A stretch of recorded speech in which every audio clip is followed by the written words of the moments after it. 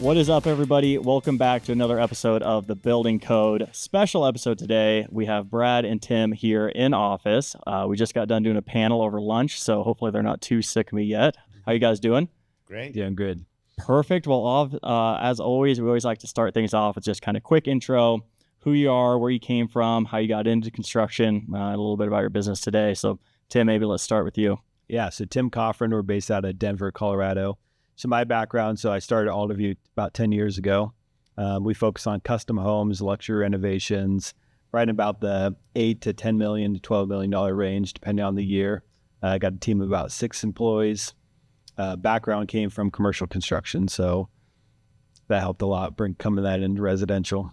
Gotcha. You spent some time down in Arizona, didn't you, doing commercial? We did, yeah. So I spent time in Arizona working on an airport project down there, and so that was my background out of school. I went into commercial. I was in commercial for about 5-6 years and then started my own thing. Awesome. And how long have you guys been doing Alderview?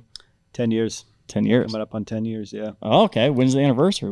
Brad and I need to fly out and help celebrate. Yeah. Old timer. February. February. Okay. Yeah. I know. It's like your age. You always go lower. Company go higher, right? Yeah. Awesome. So, Brad, how about you? Yeah, so I grew up in San Diego as an electrician. So grew up in the trades, did construction management in college, moved to Phoenix a little bit before Tim. You know, I give him a hard time about old time, but I'm much older, I'm sure, than him. So moved down to Phoenix. But I think what's unique to both of us is we both did commercial, for a long time before starting residential. I think there's a lot of advantages in some ways to do that, just from a general contracting perspective, because, going through documentation, systems, even though we don't have it all figured out now, it definitely gave us an understanding of what that looks like when you're working for a big company with, 300 employees. The company I work for is smaller than Tim's, but still similar background in that commercial. So long story short is I ended up starting AFT Construction. We started that in 2013 in March. So we just had our, this year is our 12-year anniversary. Awesome. So, around the same time as Tim. And here we are. We build in Metro Phoenix, Scottsdale area, and now we have 26 employees and, have some pretty unique projects that definitely challenge us for sure. Yeah, it's funny hearing you guys talk about, coming from commercial businesses, understanding how processes and systems could work. I feel like I say this all the time on the podcast. I learned so much about my role here at Buildertrend, which is our head of operations, from our customers that we talk to. Buildertrend experienced a very similar, what I would imagine, growth story to a lot of small residential contractors that are scaling, where we didn't have a whole lot of operations or systems. It was kind of do whatever you can, quick, scrappy, get shit done as quick as possible. Then you start hiring another 100 employees, another 100 employees, and growing. And it's like, okay, there's probably a right time to dial this in and start establishing some of these SOPs, making sure we have clear, expectations for all of our different roles, who's responsible for what, goal setting. So I talk to customers about what they're learning from their businesses, even stuff that you guys said on stage today. I'm like writing that down. I'm like, yeah, that's something I can roll out to my team for sure. And that's kind of the name of the game for the podcast today. We're going to talk about why proven systems outperform scrappy hustle every single time. So let's maybe start with the myth itself, that every builder has to figure it out on their own. Why do you think that belief is stuck around in the construction industry for so long? I feel like everyone I talk to is, you hear the same old story every time. It's like, I felt like I was on an island, felt like I was trying to figure it out for myself. And we know that that doesn't work. There are people to learn from, things to do, systems put in place. But why is that such a prominent myth in the industry? Well, but I'm sure Tim would agree to some extent. When you're going into construction, people feel like they have the trade secret, right? They have it figured out. They don't want to train their competition. They don't want to give them information because they feel like, hey, I'm going to train someone that's going to take business development. Construction is hard. It's hard. A lot of the jobs we work on, these are 2 years in pre-con. If I'm awarded a job today, I won't start for, 12, 24 months from now. It's a long time. And so, there's this like hidden side that even from like a trade partner side, that if you're teaching someone how to, build a staircase and they're going to be a better framer and they're going to go do this now. And so there's this misnomer, and what, how that plays a role for us as builders is, I looked early in my career. I remember 5-6 years in business at this kind of tipping point. Like, can people make money as a builder? Like, what am I doing? Like, I need to change careers. I don't know how I'm going to do this to support my family. I don't think I can do this. And I think timing's part of this. You realize social media, networking, Tim and I are very much of the mindset collaboration over competition. Tim's doing an event where people are going to shadow his company. I mean, he's full on having people shadow him, right? We've done the Coalition Summit in partnership with Buildertrend, to teach other builders. Bottom line is, I realized early on that if I could tap into other builders who have been in business a long time and understand them, and fortunately being a builder 20 and, understand how people are running a successful business, and then I can apply those things and really, for the benefit of my team, for my family, for us as a company, stay in business and weather the storms. That, why do I have to figure everything out myself and spend all this money building other people's houses? Why not be profitable at the same time? Yeah, I think a big part of it is like short circuiting stuff. I think your original question is like, I think ego is a big part of it. We have this ego, we have this mentality of like, I got to figure this out and I'm the only one dealing with these type of problems. And then you step back, like Brad was saying, you talk to other builders and get in a network and you realize like, everyone's dealing with this stuff. Everyone's dealing with the same issues I'm dealing with. So why not tap into people who have already gone down that road before me and see if they have a different system or a process that I can tap into and then better my experience for my clients. So I know it's a challenge, and I don't know if that's part of it stems from, you have a lot of people who, I started off in the trades as well, and then I kind of deviated and then went to school for construction management, then later on went into the commercial route. And I don't know if some of that comes from people being trade-based, which I have so much respect for the trades. The trades are the foundation of all we do. And then at some point you're like, okay, I guess I could do this on my own and make more than my boss. And so I'm going to start with my own company. So they start more with that craftsmanship mentality instead of creating a business. And I think that's the thing, is then you're trying to reverse engineer and be like, okay, now actually I need to create a business, where sometimes it's like, maybe it's the opposite. It's like you need to create the business first and then the craftsmanship and everything else will follow. Well, it's tough too. I mean, you bring up a good point, Tim. The issue is that, you're in an industry where craftsmanship is such an important part.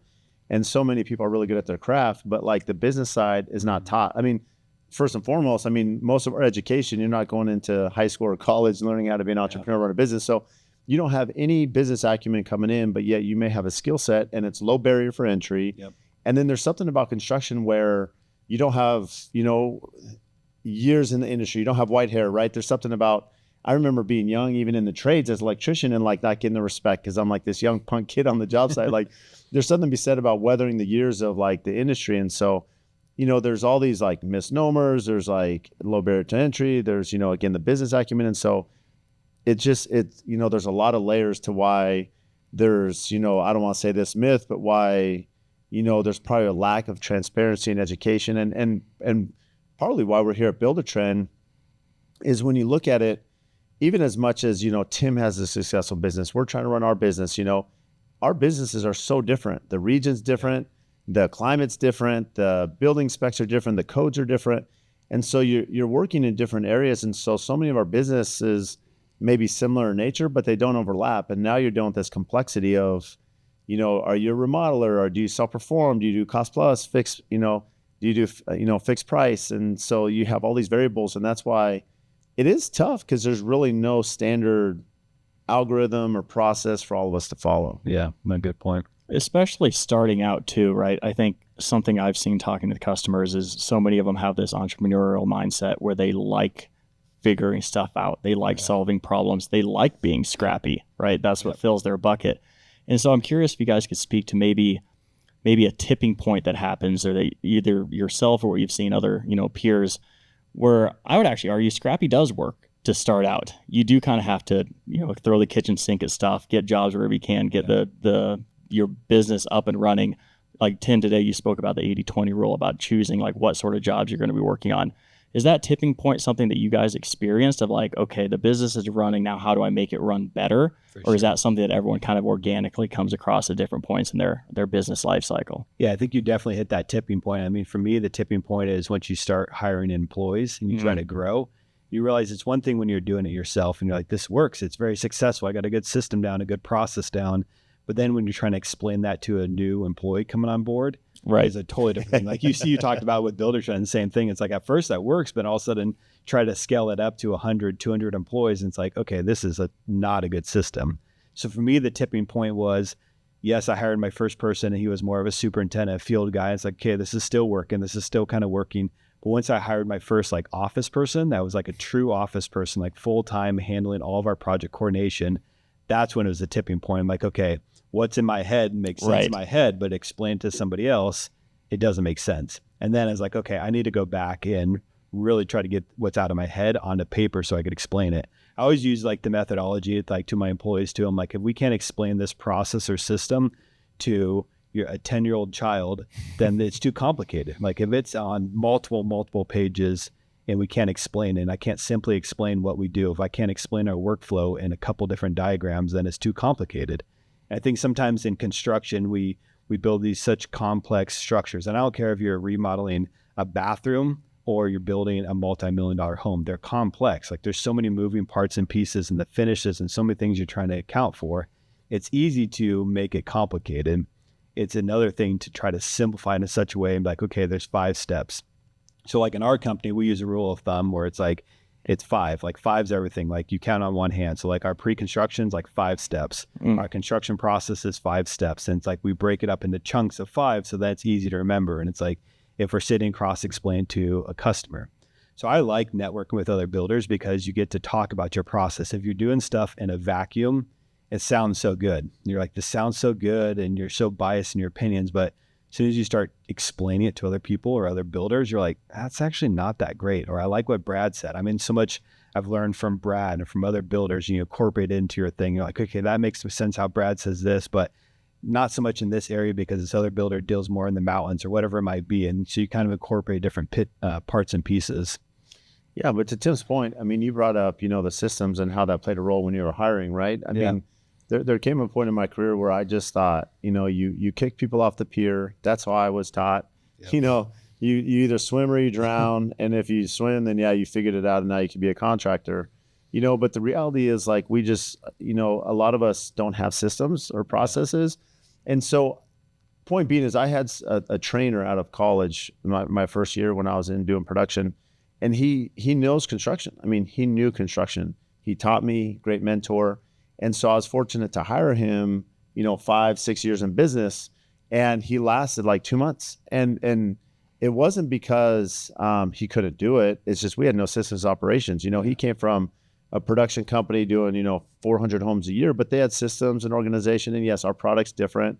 A custom home's only built one time. So it's a different methodology. But the point being is, even with that being said, we didn't have any processes. And so the burnout, the frustration, the lack of organization, all those things we had, he left. And so here I am hiring kind of a dream candidate from someone that you can trust. It's going to be a great, that wanted to be part of the brand, and they're gone. And so then I'm hiring Paul, who a lot of you know, and Tim knows, and he's in Colorado, and here's Paul with 9 kids, like relocating to take this guy's spot and move his entire family to Phoenix. And for me, that was really a career choice. It's a career choice for Paul, where he had a cabinet company, he had a trim company, and now he's kind of taking the bags off and he's moving it to a whole new thing where he had never been a superintendent, project manager.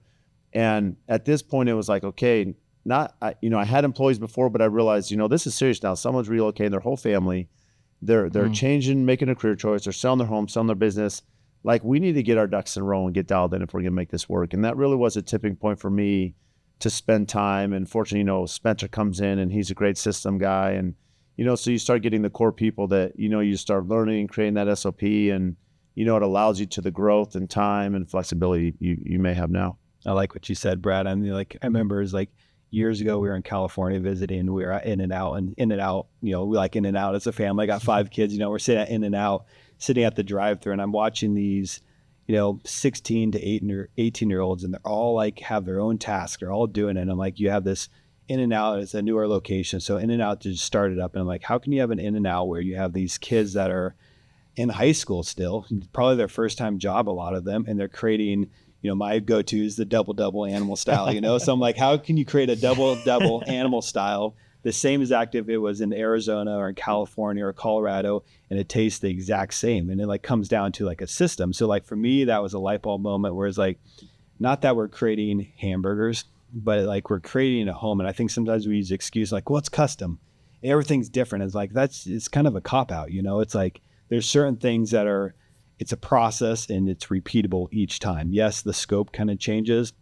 So for me, that was the turning point, sitting at In-N-Out, and I'm like, okay, if In-N-Out can scale and open up in new markets and say, okay, we're going to open up in Utah. We've never been in Utah before, but we're going to take the system and and we're going to go there and we're going to hire new people. Then all of a sudden a light bulb turned on for me. I'm like, okay, well, we can do the same. So like currently what we're doing is we're getting ready to open up an office, in Vail, Colorado.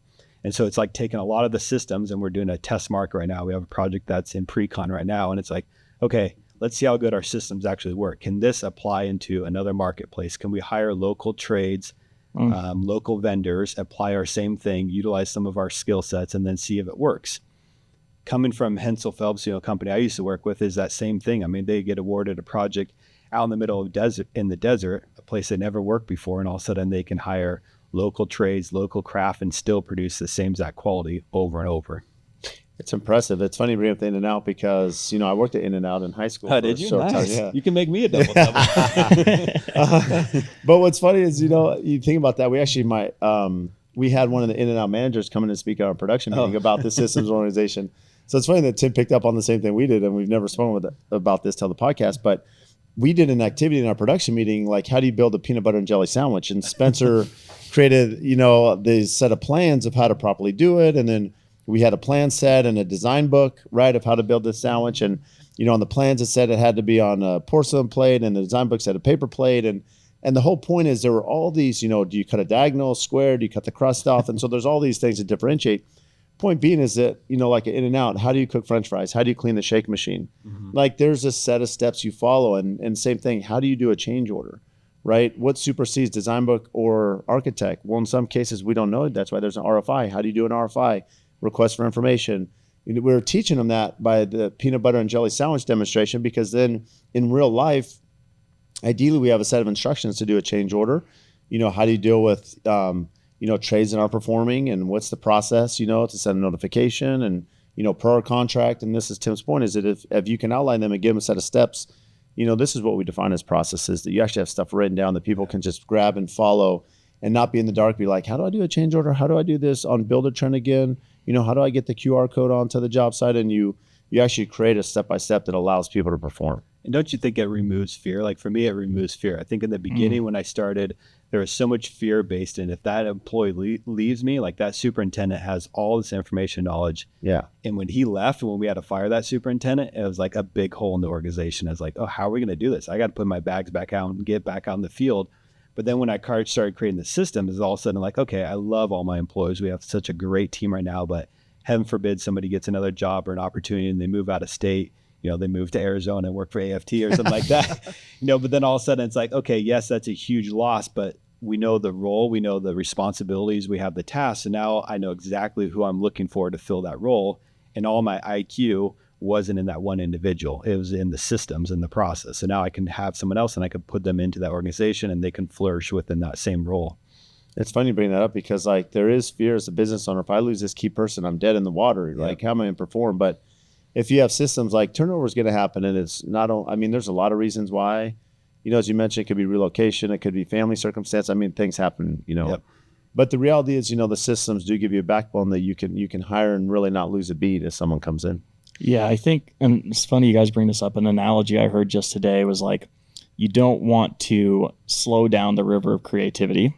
You just want to put some guardrails around it, which ultimately speeds up the river, right? Yeah, it doesn't have to zigzag across these different things. You're just streamlining that creativity. And I feel like you guys mentioned some of the pushback that, doing custom homes brings up. Every single one is different, but it shouldn't be. There are pieces that are consistent across every build that you do, whether it be something as simple as the way you structure your files so that you can only find like the picture that you're looking for, or something as simple as, SOPs around like how you create a change order and things like that. So to that point, Charlie, you think about, we do some very complicated builds. Some are 10,000 square feet, some are 25,000, some are modern, some are traditional, but you can still put in there when the truss calcs have to be ordered. Yeah. And what are the steps of the truss calcs? Are we layering it, with our mechanical plans so we don't have soffits and we know where the vents are going to be? And are we using linear diffusers? And are we laying out everything with our truss calcs to make sure lights are in the same line? Fire sprinklers are in line. And so what problem, if you get to framing, it's too late. So something that's technical, even though the house hasn't been built, you can get very technical to understand what stage of the process do we do this valuation with the architect, the engineers, and make sure we're dialed in before we hit order on those trusses. And now there's a ton of cost to, do truss repairs in the field. And it also, like you touched on this a little bit, but it cuts down your finances too, because you look at your overhead structure and it's like, okay, if I had one role and I needed 4 people to fill these different roles, but I could look at it and say, okay, if I create a better system, now I need one person and they could do these 4 roles, and then it's not overburdening them, because all of a sudden, yes, they could take care of estimating and they could do it estimating for this custom home, but it's like, you're just following this template. You import every single cost code and you go through cost code by cost code and you're coming up with the numbers and soliciting bids from the subcontractors. And all of a sudden, I think that's powering. I think a lot of people, me included in the beginning, it's like, okay, we're growing as a company and we're always like, I need to hire more people. We see this in our trades all the time. It's like feast or famine. It's like, things are growing. I'm growing my team. I'm gonna hire all these people. And it's like, is that really the best solution? Yeah. Like maybe it's, you need to get leaner and get a better system. Maybe the guy that could only handle 2 jobs before and is a tile guy, maybe he can handle 4 jobs if he had a better process and a better system in place. So for me as a business owner, I always look at that. I'm like, okay, what's the labor of my crew, my staff that I have right now, and are they overtaxed on certain things? If they're overtaxed, I look internally and I'm like, okay, maybe it's because something I'm putting on them and I don't have a clear process for that. And then it gets me excited because I'm like, okay, well then we could actually take on more roles with less people, and it cuts down our overhead structure and makes us more profitable. Yeah, both sides of that coin are kind of dangerous mindsets to get into. It's like, I need to grow and scale, so I need to hire as many people as I can to do it. Yeah. Or I need to do more with less, so I'm going to ask my people to do a million different things and wear a ton of different hats, which ultimately is going to slow stuff down as well too. It's like, how do you systematize and operationalize and offload the annoying things that you don't like doing to systems and tools, and let people focus on what they're truly passionate about doing and excel there, which ultimately is going to maximize your throughput and get more done with the same amount of people. Well, it's funny you bring that up, because you speak to, fortunately, I'm like both of you able to speak to entrepreneurs all the time. And they often say, if someone could perform at like 60%, I've heard some say 80%, but everyone comes down to 60%. If they're performing at 60%, hand that task off. And you're like, 60%, like that's like not even close to how I perform, but not even the micromanagement. But the whole point is that, like, if you can, the only way you can pass that off is if you have directions for them to take it over. But that does free you up to work on the business and now to focus on things that probably is your strong suit. And that does allow you to scale and get to the next level. Yeah, it's funny. Out of college, I went and worked with this big general contractor in a multi-billion-dollar company. And the roles, I didn't know any different. Coming out of college, you're working at this and working all these roles and tasks, and you're learning. You're a college student coming into this. You don't know anything about this stuff. You're building these multi-million-dollar, huge facilities, airports and hospitals, and they're putting you in charge of these big tasks. You're like, I guess I'll figure it out, and figure it out. Make one mistake, and it's like, well, there's $1 million. You just made a mistake on that. Yeah. And I worked with that company for a while, and then I switched and went to Colorado. I went with a more local GC, but they're still a big company. They still do large, commercial buildings. It was a huge contrast between the two. When I worked at the first one out of college, they were so big and had 8 different offices all throughout the U.S. The task I was doing there, when I went to the new company, all of a sudden it was like 4 people that did the job of me at the other company. Yeah. And it was like, you looked at how many people we needed on one crew, and I looked at the team before, and I'm like, our office trailer had like 4 people in it, and we were running this huge project. And then the other construction company had a team of like 10 people on it, because they subdivide everything so far. So it's interesting to see the difference of how that can change your profitability just by tweaking systems a little bit. Yeah, you're sitting there thinking like, what the hell? This was an option the whole time. 4 people to 10 people is a big difference in your bottom line. Yeah, it's huge. And then the point being is, what's interesting about that, breaking that example down, is not only to your bottom line. Well, some people may say, well, you could bill it to the job, or it's a cost, and it may not come from your bottom line, but you may lose jobs because you're too expensive because you have that much overhead. Yeah. So you can be more competitive having less if you have the organization to get the job and then perform at the end. So I think we have a huge advantage. I think sometimes small businesses, we think that it's not an advantage, but I think it's a huge advantage being a small business. We hear this time and time again, where we have clients that hire us because we're a small business. They're like, yes, we could hire this other company, and maybe they're more a national company, but we like you because we're hiring a family. We know who Tim is, we know who Brad is, we know that you have children behind this business, and we like that. And it's like a competitive advantage in a lot of ways for these people that you're building an intimate setting like a custom home or doing a large renovation. Yeah, absolutely. I'm going to go off script a little bit here, because both of you guys have referenced this in your answers. I know we're talking about systems and processes, but as we're talking about people and scaling your team and establishing these systems and processes, I'd love to hear how you guys think about proper expectation setting and really clearly defining roles, because these systems and processes only work if the people running them have a good understanding of what they should be doing and what you're going to measure them as successful for. I think you even brought up an example on stage of like opening up the books and, tying direct bottom line to your employee performance. But how do you guys go about setting those proper expectations with your team, making sure they have good understanding and guardrails around, if I do this, I will be successful. And if I do this, our business will be successful. Brad does a good job at this. I'll let you go first. So I think there's a few things. It's funny. It's, you always learn that for people are like, well, what gives companies the best company culture, right? And as they do these studies, it always comes down to two things. One is they believe in the product, or they believe in the company, the brand, whatever you're producing. But more importantly, the studies have shown that it's people that the people that work there understand their role. They understand their tasks, their scope of work, who they're accountable to, who their leadership structure is, and again, how they're compensated because of that. And so to your point, Charley, as you kind of teed that up, is that if, as a business owner, as we understand that if we can create an organizational chart, if people understand when they come into the office, what's expected of them, how is that baton passed to the organization? So if they have clear understanding of what they're doing day to day, they don't get frustrated, they don't get overwhelmed, they don't get overworked.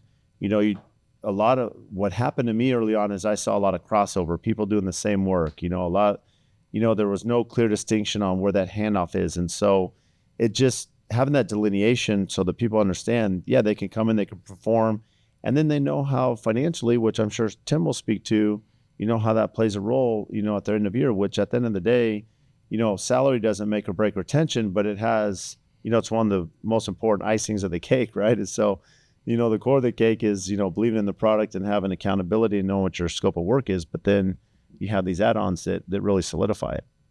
Yeah, and I think it's like, who do you want to attract too? Like if you're trying to attract people who are career-minded, you have to think of like, what do the career-minded people want?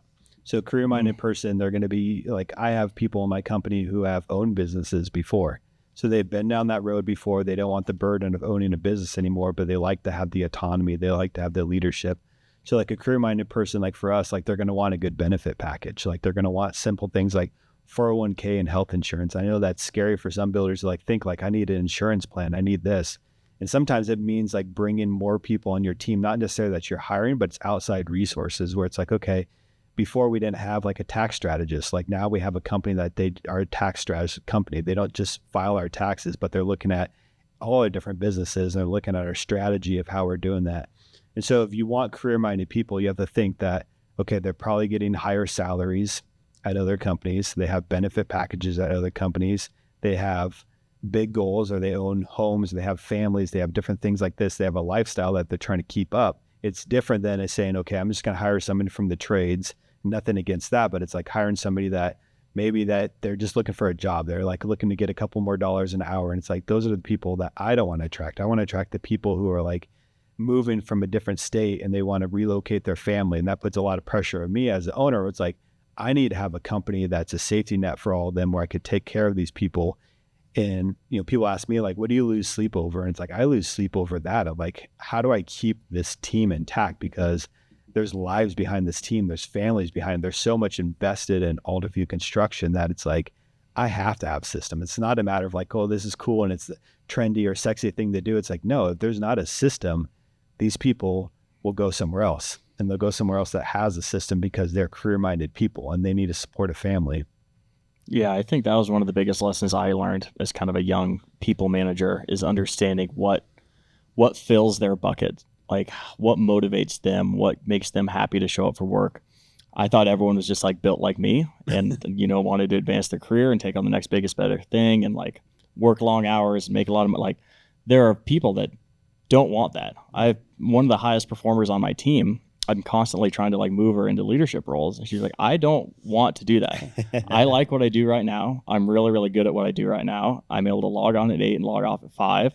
I'll take a 4% raise every single year for continuing to do a good job. And I'm plumb happy with that. Mm-hmm. But treating that person differently than someone that comes in is like, I want to be a VP at Buildertrend here. Let's not talk about what I'm doing right now. Let's talk about what I'm going to be doing next year, the year after that, and the year after that are drastically different one-on-one conversations and career road mapping with them. And if you don't have that level of granularity and relationship with your people, you're going to miss the mark on both sides. Yeah. And that's what you're speaking to, Charlie. That's a different aspect for sure. That's the value of leadership, right? And understanding, really it goes two ways. Some of the best leaders I've seen, they're able to see your superpower away, right? They can see not who you are today, but who you can become. And in some ways, to your point, some are like, hey, yeah, I can still become this person, but it doesn't mean I want to be, a manager, manage people. Like, I'm super happy with where I'm at. So understanding what their career goals, where they're at, I mean, that starts getting into, right people on the bus, right seat, and how that's going to work out for them to move, either stay in their position or move around the company. I like what you said, like understanding your employees. Like, I think for us, like reviews are so huge, like doing reviews, not like the task, like technical stuff. Yes, that's part of the review, but like personal reviews, like as a business owner, if I'm having success and I'm the only one in the organization having success and none of my teammates have it, then I'm like, I failed as a business owner. If I get to the end of my twilight of my career and I'm finishing everything up and whatever that looks like in whatever capacity, and I'm the only one that has success, whether that success is measured by financial or freedom or whatever it might be, then I'm like, I failed as a business owner. I'm constantly asking my employees, I'm like, how can Alderview Construction be a vehicle to bless the lives of the people that I'm working with? And each employee is different. One employee might be like, I'm trying to purchase a first-time home. I don't know how to go through like the finance process. I'm like, okay, we can introduce you to a broker we work with, or we can introduce you to this, and here's how much you need to save for that. We might have another employee. It's like, I'm trying to start a family. My wife and I are trying to start a family. That's one of our goals, to start a family. And it's like, okay, well, I can speak to a little bit of that. I have some children too. And so it's like, how can you help as a business? And it's different for each people. I think sometimes it's like, well, that person just needs a raise. And it's like, that may not always be the answer. Maybe that person just needs a little bit of time off because they have to go pick up kids from school. And like on every Friday, they have to go pick up their kids. And you're like, okay, well, we could do that. And so I think the turning point for me is looking at like Alderview Construction is like, okay, we are a steward of the money that's coming into us from these clients. We take that like really like a sacred responsibility. Like, this money's coming into us. How do we allocate that money in such a way where I can help raise and elevate my entire team? And all of a sudden now they're not working for Tim, and it's not Tim's company. It's not Alderview's vision. It's like, no, this is our vision. Like, it's helping me to buy a house, or it's helping me to start my family, or it's helping me to like pay off student loans, or whatever that goal might be.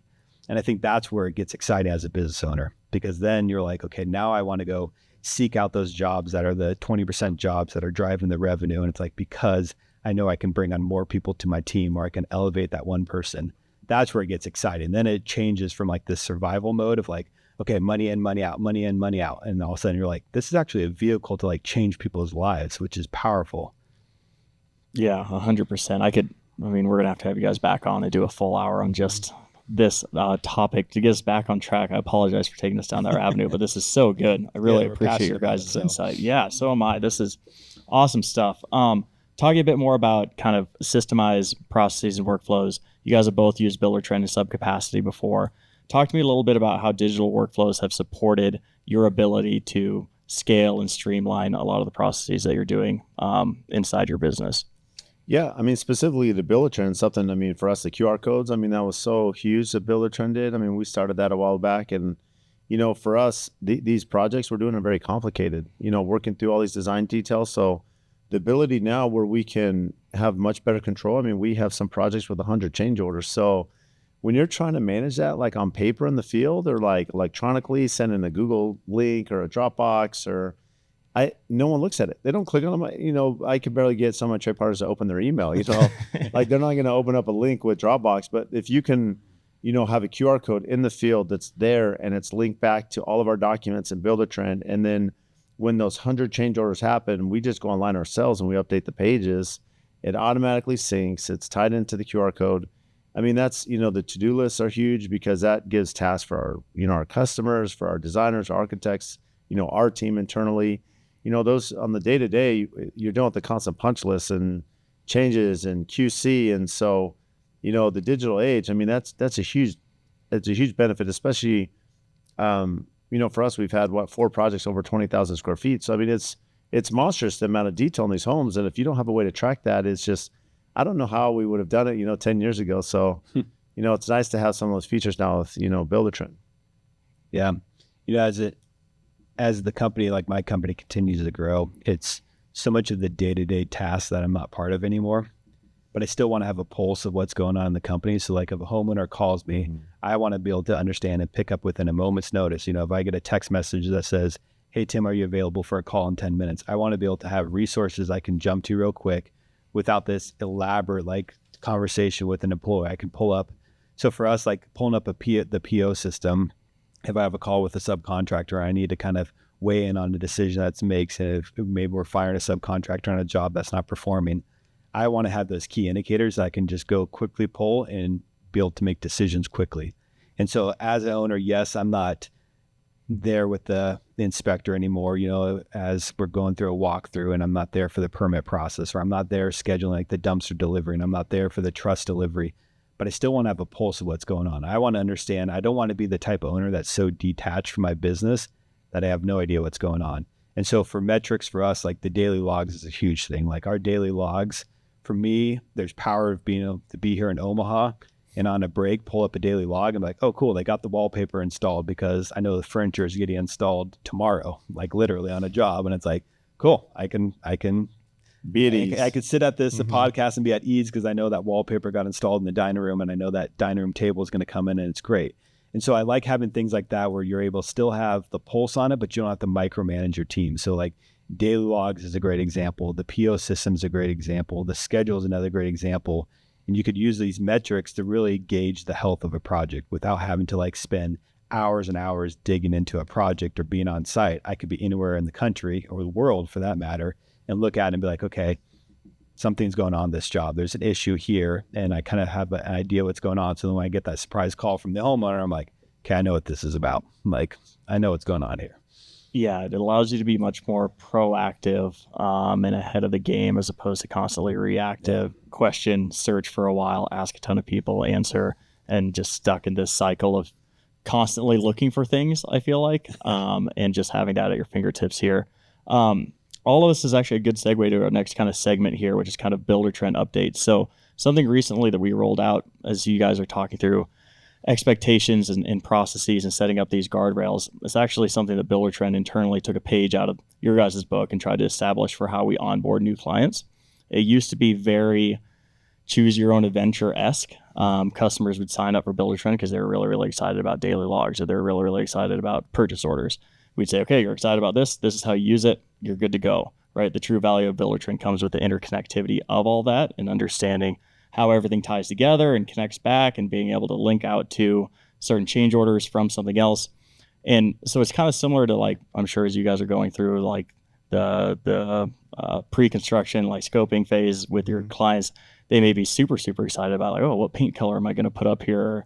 All these fancy finishing. It's like, we have a crap ton of stuff to do before we get to that. And so we're kind of trying to take that more prescriptive approach of like, we will get to that nice shiny feature that you want to use, but trust us, it will only work if you kind of start here. So we've chunked it up into kind of 5 key phases here, which is job site management, financial management, pre-sale scoping estimating, pre-construction and planning, and then post-construction process. And actually a deliberate choice there to start in the construction phase because most of our customers that we have coming to us have jobs going on in progress. So like, let's get that organized first. And then for net new jobs, by the time that next one comes in, you'll already be ready for that pre-sale scoping estimating kind of workflow there. So I want to take through all these kind of one by one, just kind of quick, high level, quick hitters of stuff that you guys have seen. So the first track there, the construction job site management. Brad, you were talking today about the importance of scheduling and more specifically how scheduling changes and that kind of being the backbone of your entire project lifecycle there. How does getting serious about scheduling, say that 5 times fast, change your projects or kind of stress management level of understanding when everything needs to happen, when there's a change, how does that happen, and making sure that your schedule is to a level of detail that you can feel comfortable with it? Yeah, I'd be honest. I bet most builders listening to this probably would be shocked if they were going in the field and see how their supers are running their schedules and how accurate they are. I mean, the reality is this is something we deal with. I remember being taught, like, if I don't have accurate schedule, I'm fired. It's that serious of an offense.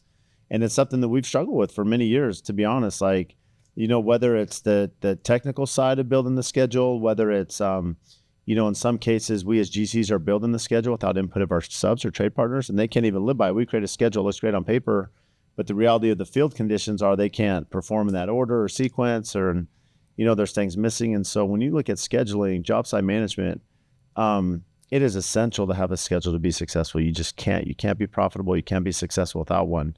And there's so much coordination. And again, going back to Spencer, thankfully, he has a strategy where we actually bring the subs into our office that are awarded on the job, and we build the schedule with them and get commitments for durations and get commitments for tasks and manpower. And then that allows us to build a more accurate schedule that we can output in Buildertrend and live by and update. And hopefully we're just working through the nuance of updating and change orders that come into play, rain delays, weather. But point being is scheduling is very, very difficult and typically leads to the profitability and success of your company. Yeah, I remember you talking about that. I think the Coalition Summit in Boston about this kind of full day workshop you guys do with all your different subs and trade partners. Is that talk to me a little bit more about like what happens in that room? Everyone comes in all at once? You start from scratch, or who's leading it? How does it interplay? Yeah, so it's a requirement. I mean, for us, a good example would be Hillside, right? A big job. So we're going to bring in all the subs prior to framing, right? So masonry, swimming pool, because we're putting those in early, concrete, excavator, waterproofer, framer, and so forth.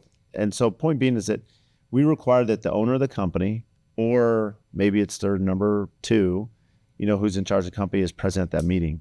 And what we found is that, a lot of builders have come back and said, well, Brad, if I require that, my subs are small, they don't have big overhead. That means they're making money. They're not going to show up. And I'm like, no, that's where you sell them, that by them showing up, you're going to honor the schedule. So they'll be more profitable, which is the key word there, is that if we can make our trades more profitable, they're going to be more keen to, show up to our projects, to deliver. And so when they sit in this meeting and we have all these owners, we pull up the schedule, they actually have gone through the plans and they are like, well, I need this to happen before this, and then we can strategize this, and they're working together with other subs that know their business better than we do in most cases. And they know what manpower, what other projects they have, other GCs are working for. And it just allows us to be together, to get commitments, to exchange cell phone numbers. So there's a relationship between the trades themselves and there's a relationship with us. And so that we're not just building an arbitrary schedule that they have to live by. In this case, they're participating in it. So now they better live up to it, because if I don't live up to my side, Tim's going to be screwed on when it's time for him to show up. So there's just more accountability. Yeah, I like that.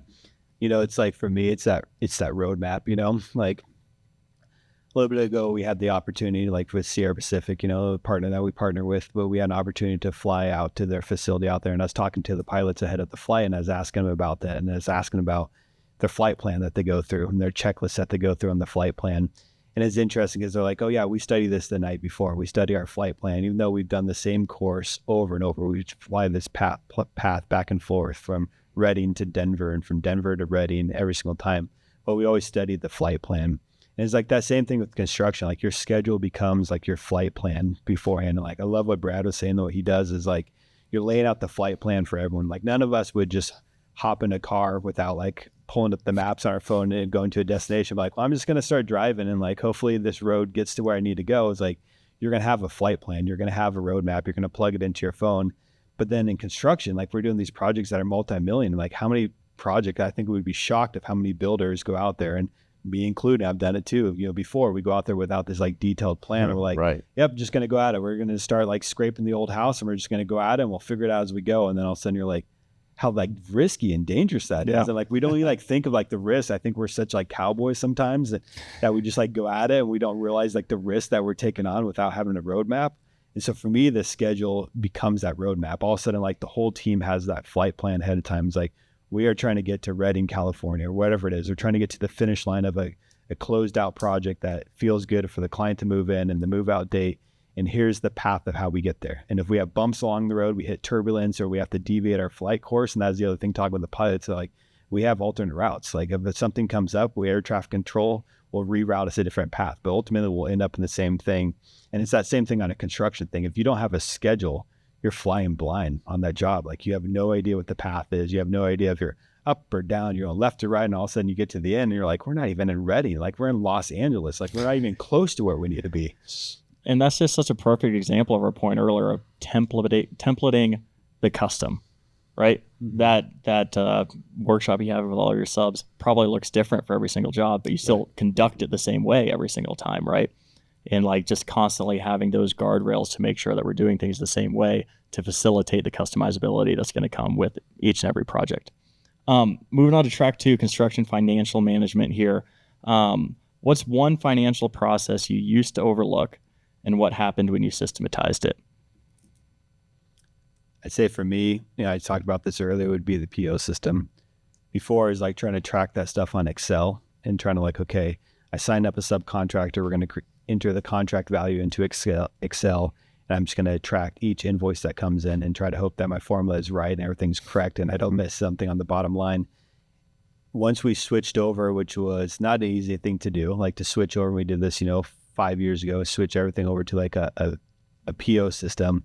It took a lot of time. I mean, it was a huge learning curve, get everything to tie in with QuickBooks and have everything sync with each other. But now something like going through the billing process for me, that used to be a dreaded thing that would take seriously all day sometimes, going through multiple jobs. You might have 10 jobs going at a time and it would be an all-day affair going through it.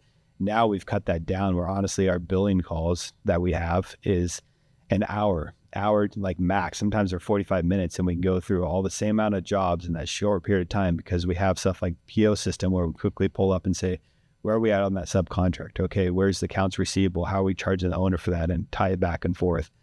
So for me, that was something that was overlooked in the beginning that I wish I would have done earlier on. And I'm grateful we're doing it now because there was a lot of money that we were leaving on the table and wasting a lot of my time, quite frankly, to going through that. Yeah, and it's interesting. I mean, there are a few angles to take this. I think, for us, we do our time cards through Buildertrend, right? And so we're tracking that. And, one way it's, we have burden rates and we have hourly rates that we're giving our customers, being cost plus, but also so we can track, the job, like how long is this job taking us? Why did this project A take 10 times longer than project B? Like other circumstances, how can you get the clarity from building if you're not going back and looking at this? And the point being is that we realized that the amount of work, even as we're keeping hours and we have burden rates, like there was another way to do supervision, which we've changed our whole system through this analyzation, right? Of going through the financial management of it and realizing, yeah, we can still track things through Buildertrend that are really helpful for us to understand, data analysis and how we bid projects moving forward. But there's a simpler method to work with Buildertrend where we can generate the cost each month for supervision and labor. That's going to be much easier for our customers. So, it's a little 2-for-1 as we're, start to utilize and dive into it more. For sure. And Tim, I like where your head was at, where you said, like, I'm glad I implemented it when I did because it's saving me a ton of time and money. I think that's the mindset that people should have when they're listening to this. They're like, shoot, I'm not doing that. That's a good thing. If you're not doing that, that means you have the opportunity to start doing it and you're going to have additional time and money. It'd be a completely different thing if you felt like you already had all of this in place, you had all your ducks in a row, everything was running through this, and then you were struggling. Yeah. If you haven't adopted this stuff yet, great problem to have. That means that there's a lot of room above you for the ceiling perspective. We've all been there. It's like sometimes you got to spend money to make money, and sometimes you got to spend time to save time. So it's that same thing. Like I hear from other builders, and I did the same thing where it's like it's so much time to learn that new system. It's gonna be so much time to integrate my QuickBooks with Buildertrend, and it's like, oh, it's so much time, and it's like, yeah, but think how much you're gonna save on the back end if you invest a little bit of time now, and maybe it does take a week or 2 weeks. In our case, is like a month-long process to try to integrate everything in. But now that that's done, we never look back. I never look back and like, oh, that was such a long month. It's like it's so much easier now. Like, how do we even do it before? Like, this is why Tim told me at lunch that he has a lift with 2 Lamborghinis. Exactly. Or no, 2 McLarens. Sorry, there were 2 McLarens. I wish. That's how much it's better. He literally just told me this today at lunch. So. Geez, I wish you would have drove out here. We'd take these podcasts on the road, cruise around Omaha. I'm wondering if he's hiring. Exactly. We have actually had a couple builders poach some Buildertrend employees. So I just got to make sure I find the right one. Perfect. Yeah. I'm open to be poached. Yeah. You got some McLarens out there. Yeah, here you go. Yeah. This can turn into a job interview. Next workflow here, kind of pre-sale scoping and estimating. And I apologize because I know we could spend an entire hour on every single one of these topics here. But as far as, kind of quick hitters, something you guys said on stage today, I keep referencing that, but I was so infatuated by it, is like the pre-sale and scoping process that you guys have. How do you balance the appropriate amount of speed and accuracy when it comes to your estimating to make sure that you feel good about the number on the page, but also you're moving the client along to get something in front of them to move the progress or project forward? Yeah, I mentioned this. I mean, I think vetting is very important, right? To get to a common ground very early on and then spend the time over the next year to get to the bottom line. Point being is that using that data analysis, that job history that we have in Buildertrend from all of our costs, we have it. We can run numbers, do calculations. We use ChatGPT. They have estimating in ChatGPT that you can kick that in, upload the plans, and generate a number. So between ChatGPT, which again, we're not bidding jobs off of ChatGPT, but there's a reference there to understand in our market that we can use as just information to compare and contrast, so that we're going into the project setting the tone right, so that when we do get to the final bill, there's not sticker shock and the project can still move forward. Yeah. I like leveraging, like Brad said, I like leveraging employees who, like, a lot of my employees, like I said, have two of my employees that worked with other businesses or owned their own business before. I have other employees who have worked with our competitors before. So it's leveraging their skill sets as well. I mean, we've had employees, and one of our employees actually do this right now, where they're going through and creating a database on information they had, like, okay, here's homes we built with this other builder. Here's the cost per square foot. Here's the cost on this. And then leveraging subcontractors too, and talking to your excavator and say, okay, this is the price we're coming in at. Is this historically what you've done? Like, what have you done on other projects? Is guarantee you're not the only builder they work for. They work for other builders. And all of a sudden, if you leverage that, you're tapping into the mindsets of all these other builders, and you're realizing, like, okay, so where I'm at, I might be a little bit higher, it might be lower, and maybe there's an opportunity so I can have a little bit of margin here, and I can grow and charge a little bit more because everyone else is charging that much. So I think that's cool, is when you can leverage other people. For sure. It's something you guys both said that I think needs to be said and screamed loudly from the rooftops is don't sell yourself short either. Yep. Right. Don't way too much work. Don't negotiate on price. Bid and estimate what you're worth and what allows you to have a profitable business, and stop nothing short of that.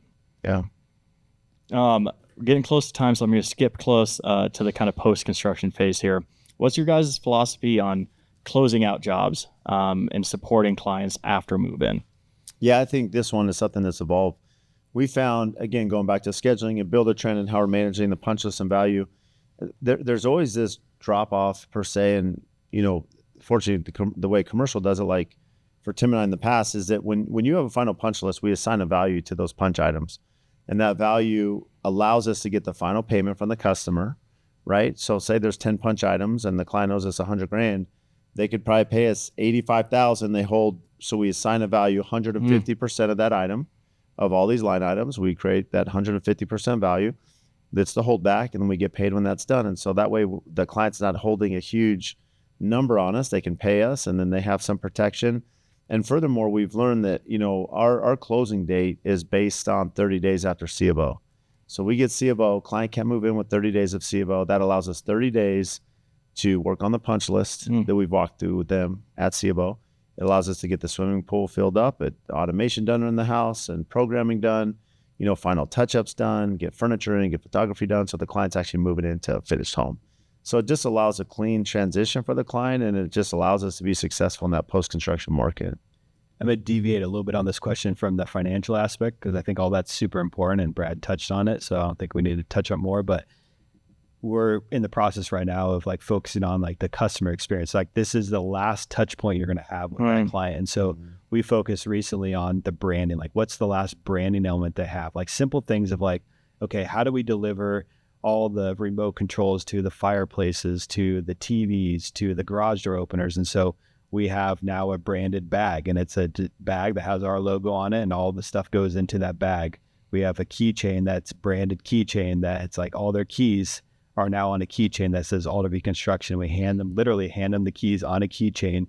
All the manuals, like instead of having a manual that's an accordion style with all these different manuals and their different size brochures and all this stuff, now we're like binding them in like a coil binding. It's like nice and branded, and it goes in an Alderview box, and we hand them the box or several boxes of a big home. Like, here's the boxes all branded. This can go on a shelf somewhere for you. And so it's part of that, not necessarily that if they have a problem, they're going to go to this manual, like in a digital world they're going to go to, but it's something to physically hand to them at closing, like, okay, here's your keys, here's all your manuals. It's like the last touch point of like, how was it with Alderview Construction? Maybe they forgot about some of the other bumps on the road, but they're like, you know what, at the very end, like they were organized and structured. They hand us a bag that had Alderview on it, had all of our remote controls in it. They hand us a box that had all of our manuals in it. It was all branded, all coil bound, organized by, trades or by what a scope of work or whatever it is. And so we're focusing on like, what's the last handout? It's our last point to like get one last like hit, like one last home run where it's like, okay, this is the lasting impression we want to leave with our clients. And so we focus on the client experience. For us, we want a luxury experience throughout the whole process. And the luxury experience isn't the finished product so much, it's the experience that's luxury. Did it feel luxury from the pre-construction when you've had your first phone call with whoever it might be to the very last handing over the keys? Did it feel luxurious at the end? You look at fashion brands or luxury brands, and it's like the whole experience is like a luxury from the moment you walk into the store to like handing you the product. It feels luxury. To open it up, it feels luxurious. Yeah, and it's a great point. Like you mentioned, maybe they forgot about the bumps in the road and you can finish on a high note.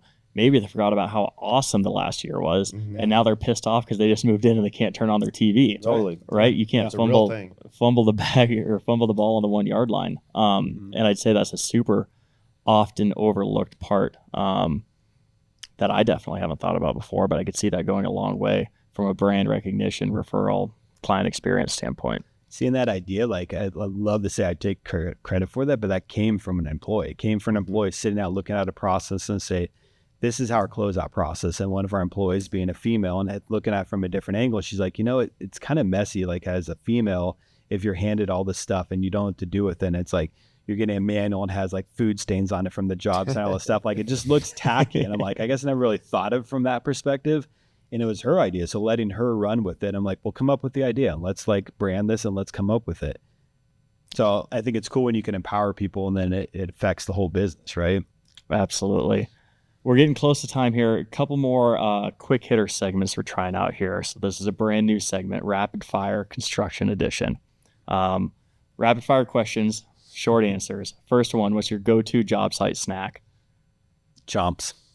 Chomps? Yep. I can't even say I'm familiar with their game. Yeah, it's like a beef stick. Yeah. Okay. Yeah.